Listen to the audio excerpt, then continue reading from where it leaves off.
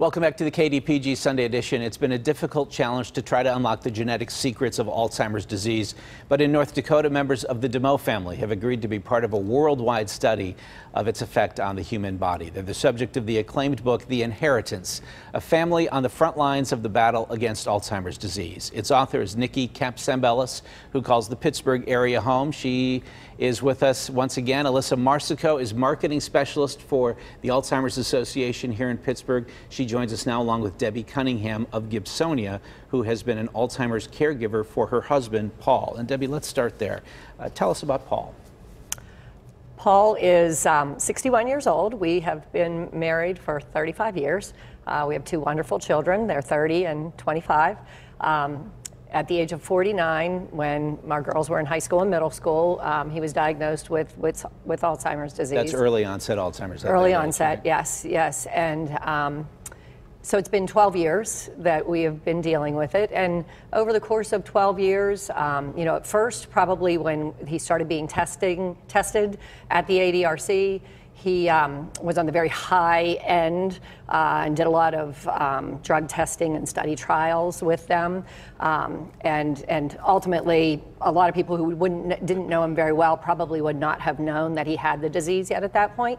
And he spent probably 6 years, so half of our 12 years at the onset of it, independent.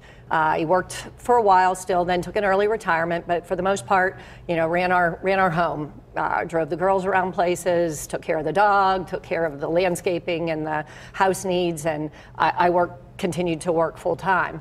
Over the course of the last 6 years, he's become less and less independent and more and more dependent.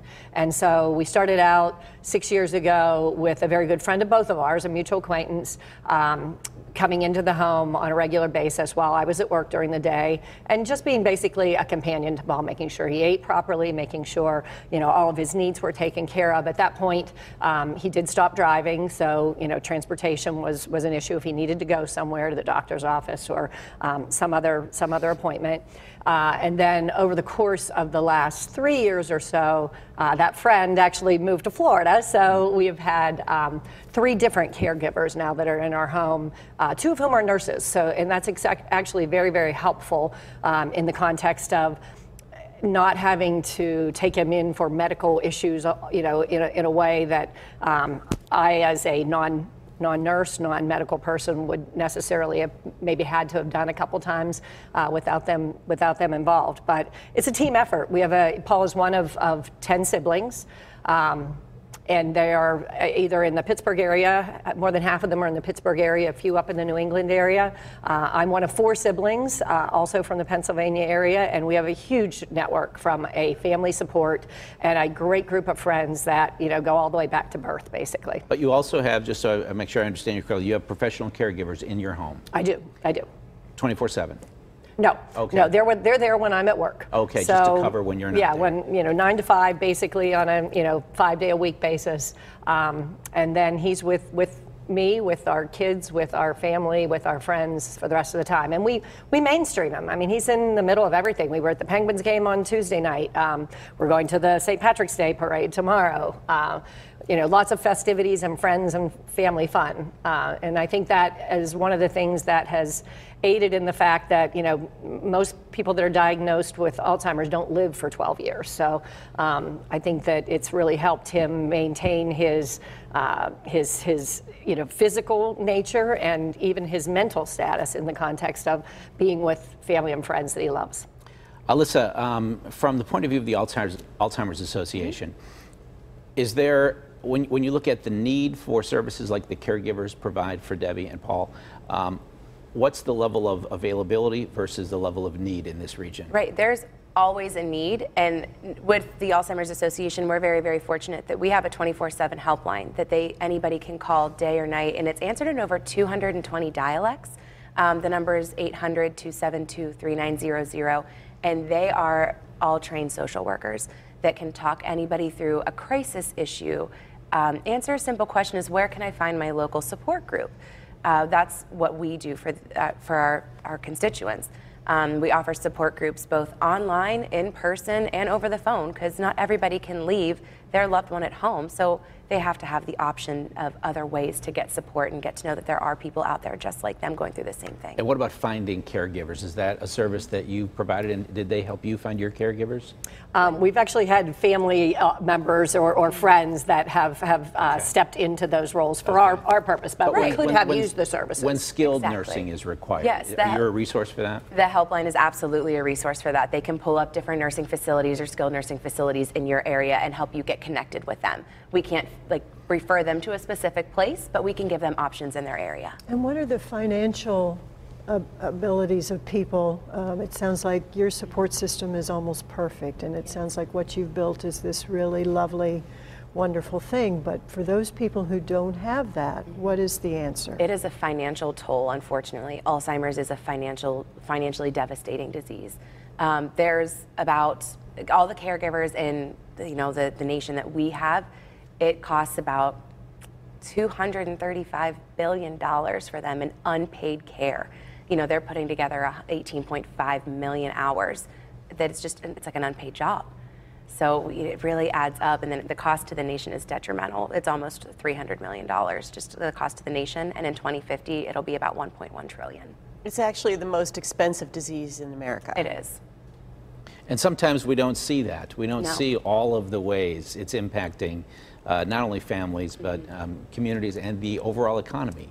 Right, and for some people it's as simple as, missing a family vacation, but for other families that, aren't as financially affluent, it could be meals that they're missing out on because they're caring for their loved one. Right. Nikki, I'm just curious, how did it strike you hearing Debbie talk about Paul's story and the way her family is rallied around?